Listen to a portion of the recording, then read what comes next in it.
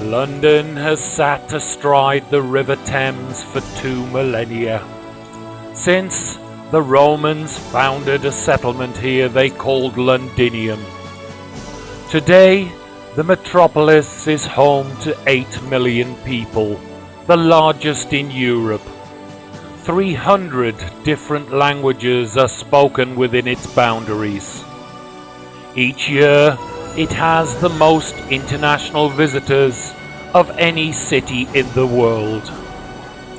The visitors come to see some of the most spectacular sights anywhere in the world. We'll start our brief tour at the seat of government, known as the Houses of Parliament or the Palace of Westminster. A royal palace first sat on this site in the 11th century, but after a catastrophic fire, the palace moved elsewhere, and the world's first elected government moved in. The British Parliament is often referred to as the Mother of Parliaments, because it has been the model for most other parliamentary systems, and its acts have created many other parliaments. The Gothic-style building we see today dates from 1840.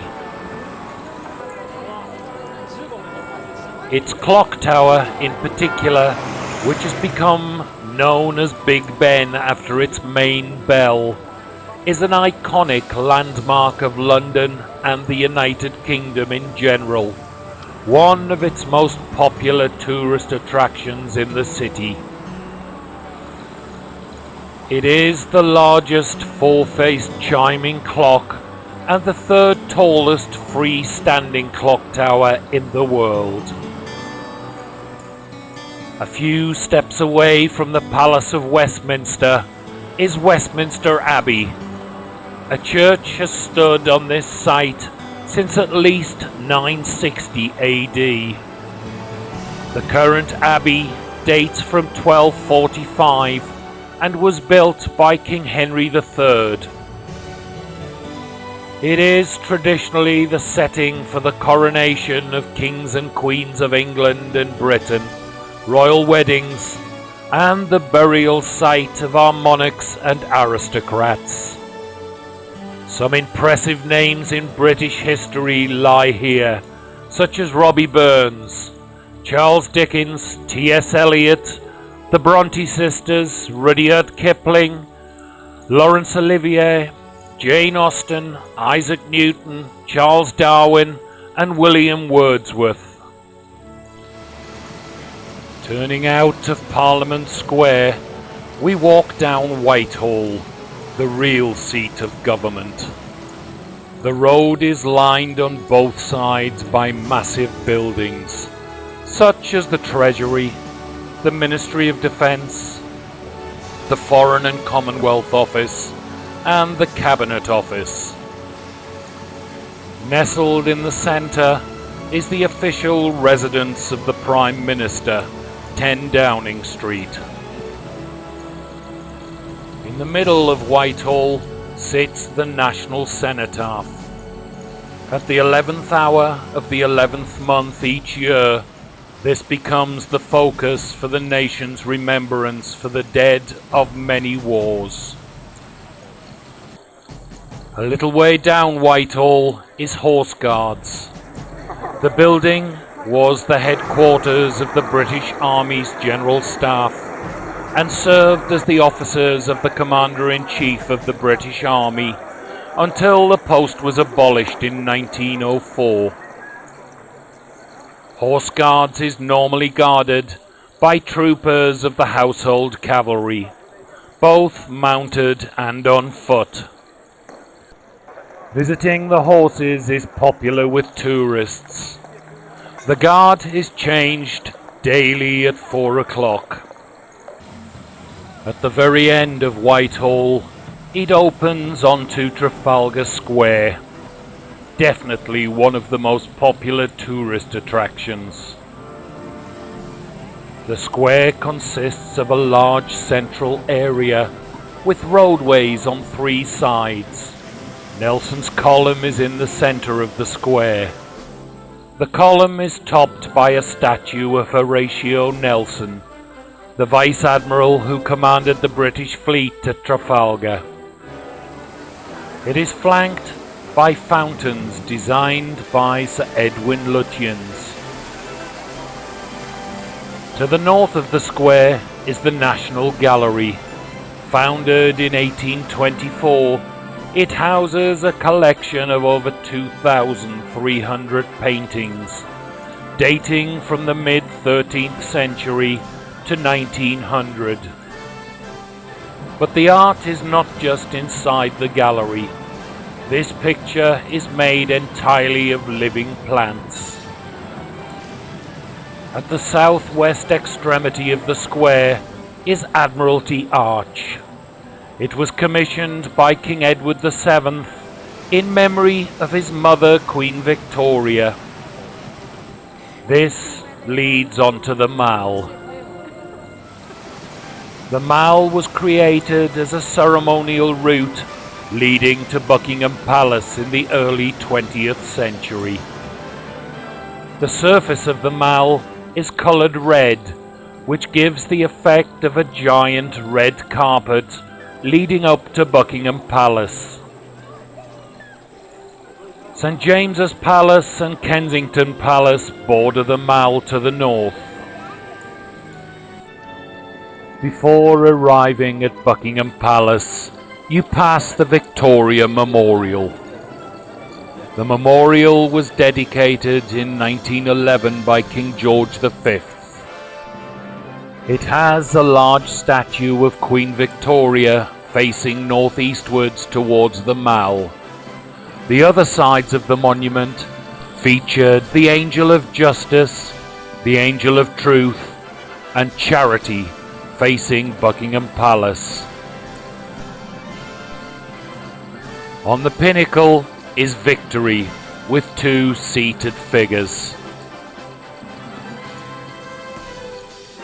Buckingham Palace is the London home and primary residence of the British monarch. Originally known as Buckingham House, the building which forms the core of today's palace was a large townhouse built for the Duke of Buckingham in 1705 on a site which had been in private ownership for at least 150 years. Buckingham Palace finally became the official royal palace of the British monarch on the accession of Queen Victoria in 1837. The last major structural additions were made in the late 19th and early 20th centuries, including the east front, which contains the well-known balcony on which the royal family traditionally congregate to greet the crowds. The resident ceremonial army regiment mounts a guard daily at 10 o'clock. They march to and from their base, Wellington Barracks.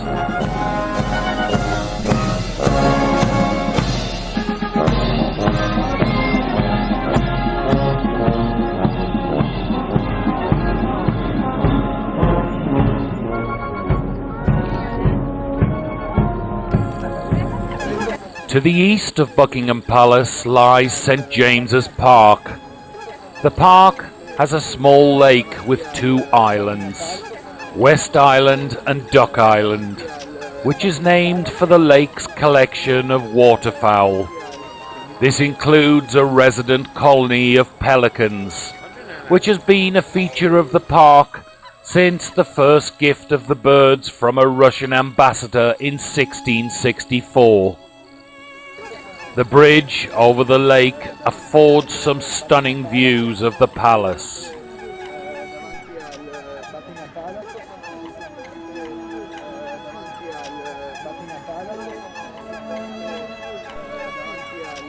Sitting forlornly on a roundabout in a corner of Hyde Park, surrounded by traffic, is Marble Arch. Once the ceremonial entrance to Buckingham Palace, It was moved in 1855. Leading from Marble Arch are the West End shopping centres of Oxford Street and Regent Street. Oxford Street is Europe's busiest shopping street, as well as its most dense, and currently has approximately 300 shops. Crossing Oxford Street is Regent Street. This takes designer shopping to a whole new level. Every building in Regent Street is protected as a listed building with at least Grade 2 status. It was originally designed by John Nash, the man responsible for building Buckingham Palace. Moving south, we come to Piccadilly Circus. Piccadilly Circus is a road junction and public space of London's West End, built in 1819 to connect Regent Street with the major shopping street of Piccadilly. Its status as a major traffic intersection has made Piccadilly Circus a busy meeting place and a tourist attraction in its own right. The circus is particularly known for its video display and neon signs, as well as the statue of an archer, popularly known as Eros. As the sun goes down, the footlights come up on dozens of West End theatres.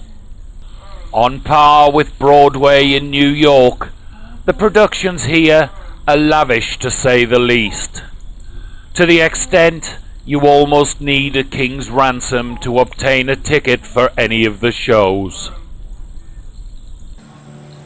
100 yards away is Britain's cinema capital, Leicester Square. Barely a week passes without a red carpet film premiere being shown here. The best known building in the square is Switzerland House with its fabulous clock.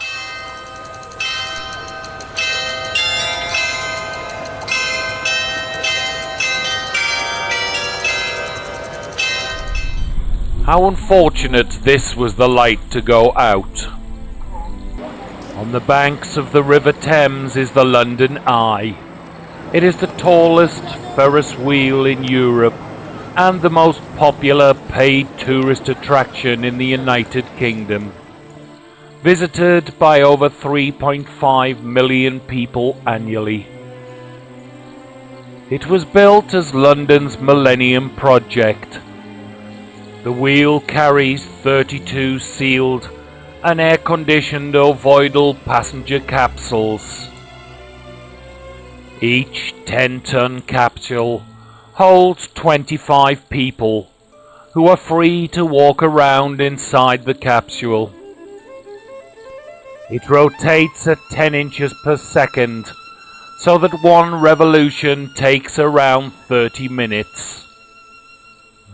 The wheel does not actually stop to take on passengers. The rotation rate is slow enough to allow passengers to walk on and off the moving capsules at ground level. Standing out above the London skyline is the iconic landmark of the Post Office Tower. At 620 feet, it can be seen right across London. It was the tallest building in Britain until 1980. For the next attractions, we need to travel upriver. The easiest way to get across London is to use the Underground or Tube. It is the oldest underground railway in the world, the first section of which was opened in 1863. The Underground serves 270 stations and has 402 kilometers of track, making it the second largest metro system in the world. In 2007, more than 1 billion passenger journeys were recorded, making it the third busiest metro system in Europe. Our journey takes us to the city. Strangely, although the whole of London is a city, this area is known as the City of London. It's also called the Square Mile. It is the heart of London's, Britain's, and to some extent, the world's financial dealings. At its centre is the Bank of England. The Bank of England is the central bank of the United Kingdom and is the model on which most modern central banks have been based. It was established in 1694. The bank is surrounded by the glass and steel monoliths of finance.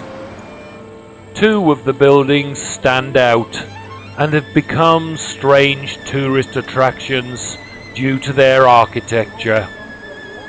The first is Lloyd's of London, the international shipping insurers.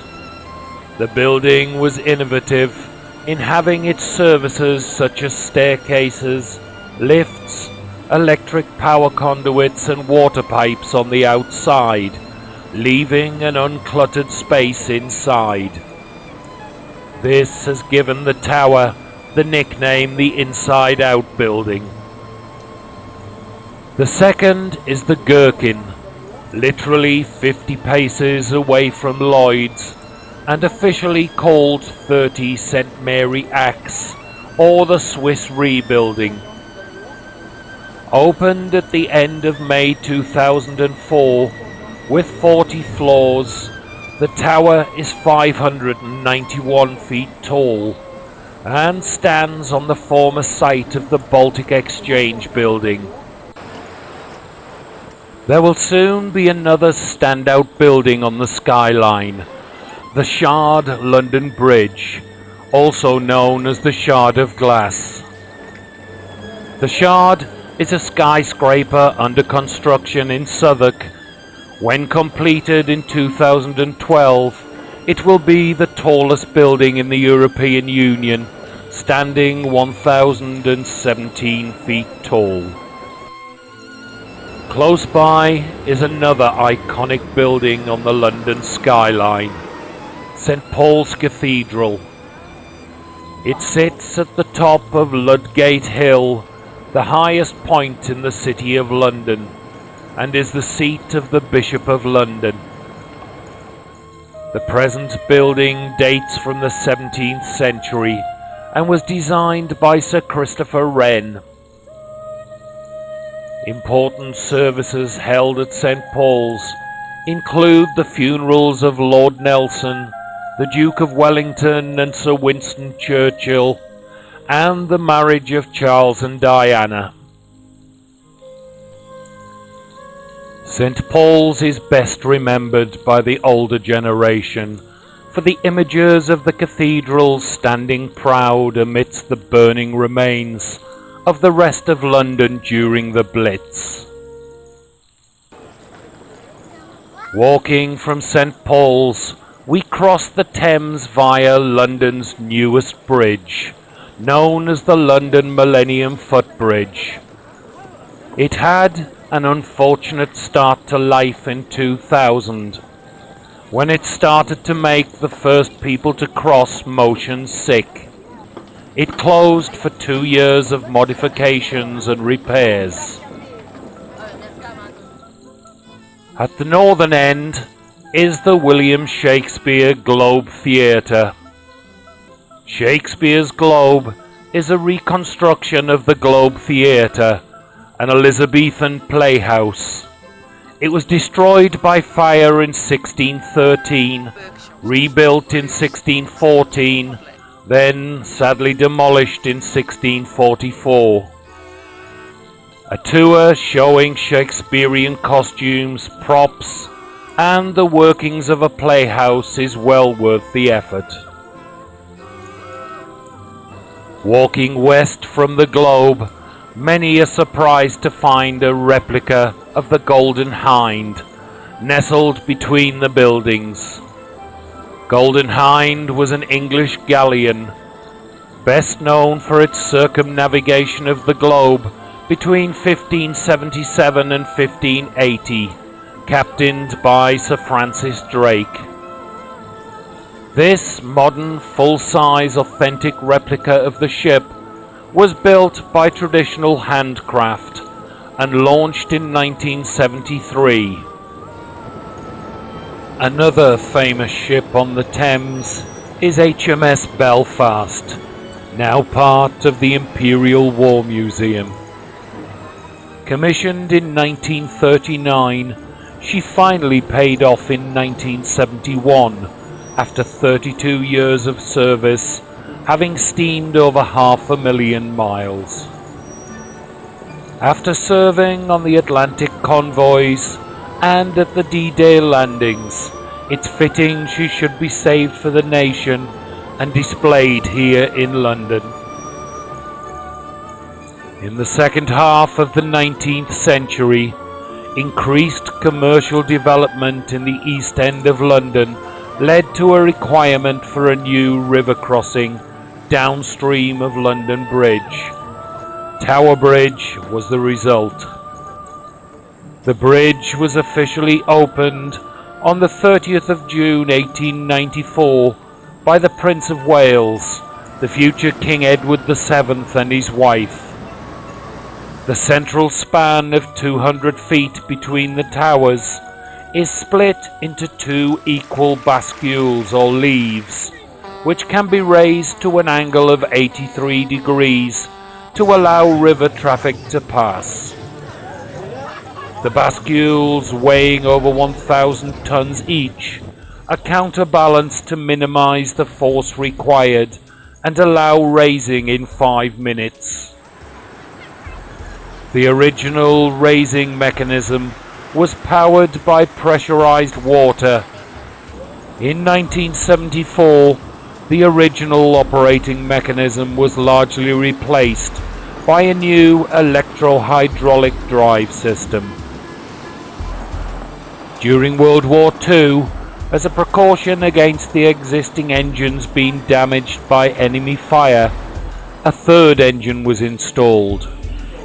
A 150 horsepower horizontal cross-compound engine.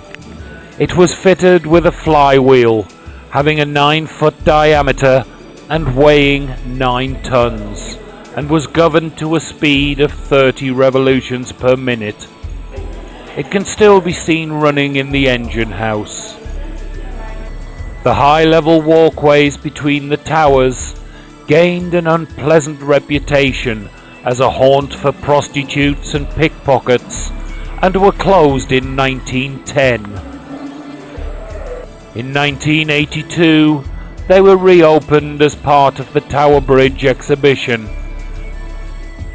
At the southern end of the bridge sits the Tower of London. It was founded towards the end of 1066 as part of the Norman conquest of England. The tower has served variously as an armory, a treasury, a menagerie, the home of the Royal Mint, a public records office, and the home of the crown jewels of the United Kingdom. Today, the tower is most famous as the home to the crown jewels.